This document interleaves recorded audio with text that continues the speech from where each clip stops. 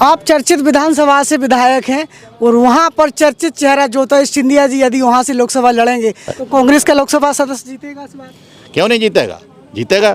सिंधिया जी हारेंगे? मैं ये कब कह रहा हूँ सिंधिया जी हारेंगे?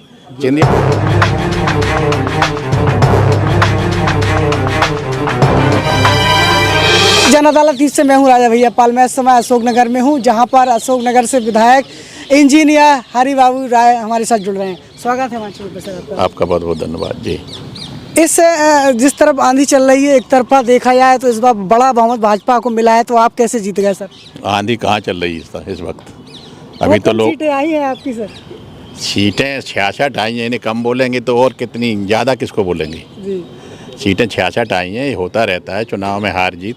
और कितनी तिकड़म भाजपा ने लगाई है, कितना उन्होंने बाहुबल का और सत्ता का जो दुरुपयोग किया है, इस कारण से हमारे परिणाम जो जानबूझकर बदले गए हैं। मशीनों में भी इन्होंने गड़बड़ी की है।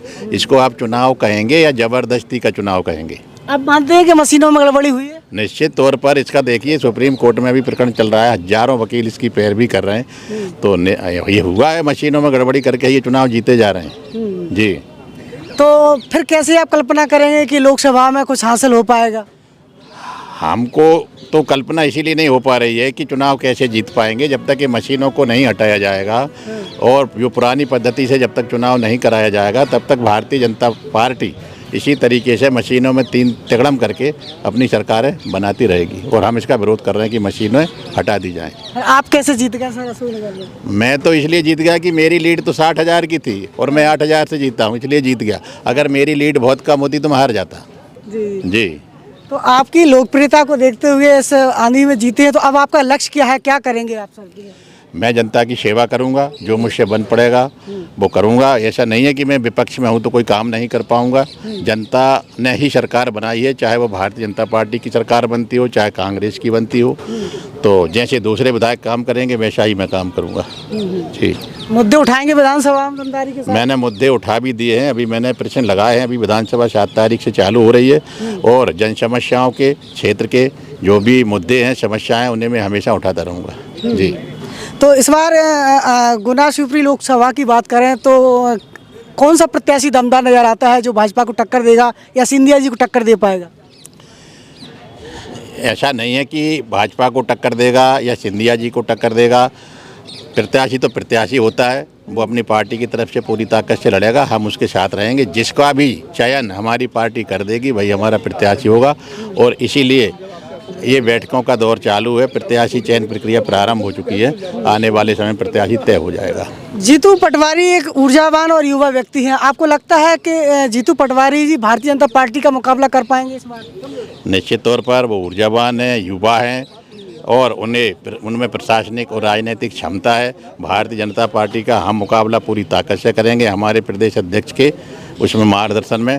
और अब की बार जो परिणाम आएंगे वो बहुत अच्छे आएंगे लोकसभा में। पिछली बार देखा जाए तो नकुलनाथ की एक सीट आई थी 29 में से। इस बार कांग्रेस की सीटें बढ़ेंगी या फिर से नकुलनाथ जीत पाएंगे, आपको लग रहा है? इतिहास हमेशा दोहराए जाते हैं। किसी वक्त कांग्रेस की भी 1-2 सीट आई हैं तो पहले भारतीय जनता पार्टी की भी 1-2 सीट आया करती थी। ऐसा कुछ नहीं है कि सीट नहीं बढ़ सकती, ये होता रहता है। इतिहास बदलते रहते हैं और निश्चित तौर पर आने वाला समय कांग्रेस की सीटें ज़्यादा लेकर आएगा लोकसभा में। अयोध्या में राम मंदिर बन गया है, आपको खुशी है? निश्चित तौर पर खुशी है। हम सनातन धर्म के अनुयायी हैं। हमारा पूरा भारतवर्ष धर्म आधारित देश है और भगवान सबके हैं, राम मंदिर सबका है और हम सब ने उसमें चंदा दिया है। मैंने भी दिया 21,000 रुपये और मैं वहाँ पे रामलला के दर्शन करने के बाद कई बार गया हूँ और फिर जाऊँगा। हमारे सबके भगवान है। भगवान किसी का ये बंटवारे की बात बिल्कुल नहीं करना चाहिए। पूरा हिंदुस्तान भगवान राम के पीछे चलता है। इसका क्रेडिट मोदी जी ले रहे हैं? वो गलत ले रहे हैं।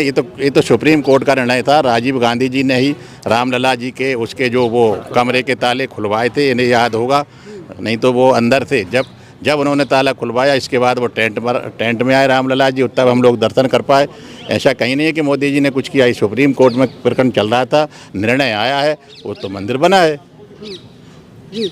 आप चर्चित विधानसभा से विधायक हैं और वहाँ पर चर्चित चेहरा ज्योतिष सिंधिया जी यदि वहाँ से लोकसभा लड़ेंगे तो उनको टक्कर दे पाएगी कांग्रेस, आपको लगता है? कैसी बात कर रहे हैं? एक बार वो हार चुके हैं। हार जीत होती है, अच्छे अच्छे नेता हार जाते हैं। जनता जिसके साथ होगी वो जीतेगा। इसमें व्यक्ति विशेष का नाम लेने की जरूरत क्या है? तो सिंधिया जी हारेंगे इस बार आपको लग रहा है? मैं हारने की नहीं कहता हूँ, कौन हारेगा? जनता जिससे चाहेगी, जिस पर आशीर्वाद देगी वो जीतेगा। आपको जनता पर भरोसा है? निश्चित भरोसा है। जनता ने ही मुझे जिताया है, जनता के आशीर्वाद से ही विधायक बनाऊँ, इसलिए मुझे भरोसा है। तो कांग्रेस का लोकसभा सदस्य जीतेगा इस बार? क्यों नहीं जीतेगा? जीतेगा। सिंधिया जी हारेंगे?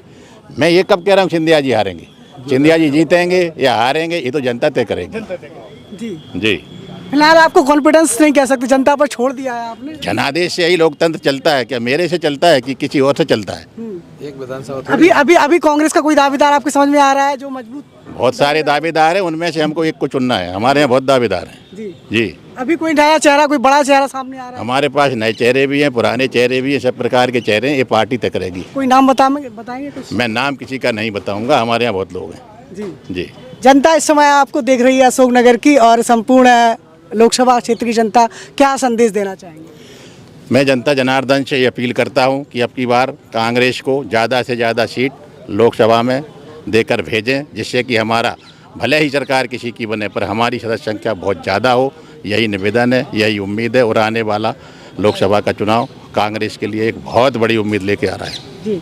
तो इस समय आपकी जन अदालत न्यूज़ के एक्सक्लूसिव इंटरव्यू में हमारे अशोकनगर से चर्चित लोकप्रिय विधायक हरिबाबू राय जी जुड़े रहिए आपकी जन अदालत न्यूज़ के साथ। ये इंटरव्यू कैसा लगा आपको? अपनी राय जरूर दीजिए। नमस्कार।